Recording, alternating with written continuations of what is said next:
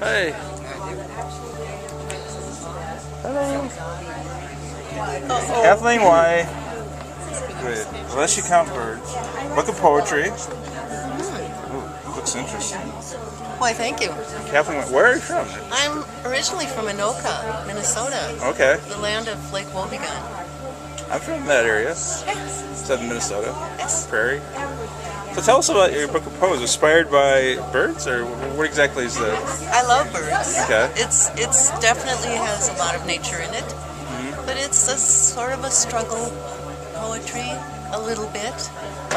Could you read something? Just so. Here's my opening poem. Okay. I sort of think of it as an Ars Poetica. Okay. It's called Road Trip. Okay. Okay? Let me just. Okay. Okay.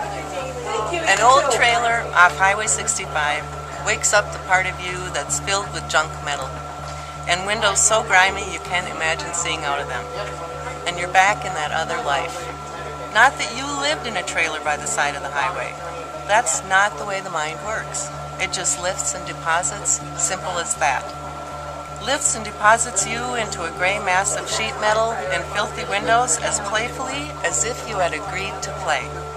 And thank God it does that, because you might not otherwise go to that yard or even notice it. Wow. Excellent. Excellent. Thank you. Thank you very much. Okay, so Janet, you have a book of poetry, Excavation. Yes. Ooh, that sounds very. Look at that. Yeah.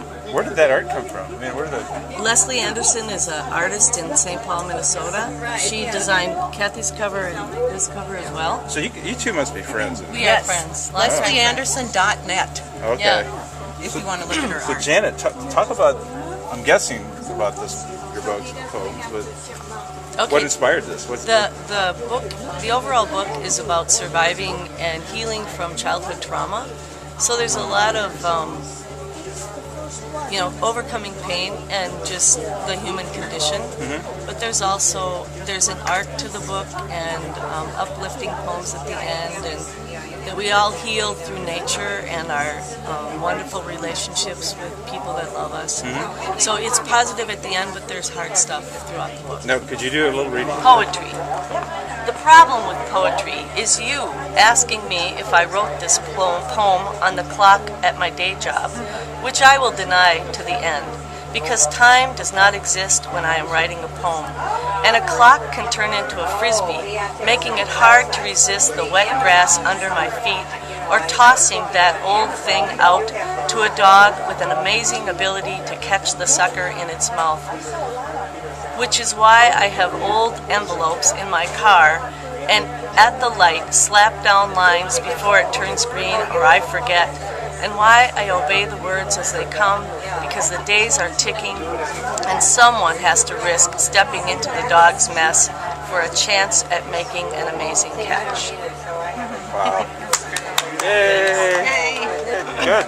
Thank you. Diane Randolph. Diana Randolph, and I live in Drummond, north. What? I You're from live Drummond? in Drummond, north of Cable. And you're the beacons of the Earth. Now, do you three know each other? No. You two know each other. Well, you just met. I just met Oh, them. okay. So this is like the poets' table here. Yes. Women's poetry. Diana, can you tell me a little bit about your book? Yes, my book is inspired by, it says paintings and poetry inspired by the natural world. The book contains painting images of my work also, and it's divided. Oh, you're an artist too. Yes, so it's divided up by the seasons. There's 5 sections, one of each season, and the last section is called Seasons Within, which are more the journey within. But they're all the poems. Could you read a poem? Sure, they're all connected with the natural world in some way, and how the humans connect with it and are inspired. This is called On the Forest Floor, and it's in the autumn section. A pool of raindrops on a curled oak leaf is the perfect amber chalice for an autumn fairy to drink the magic from the enchanted forest. Wow. That's nice. Thank you. You're welcome.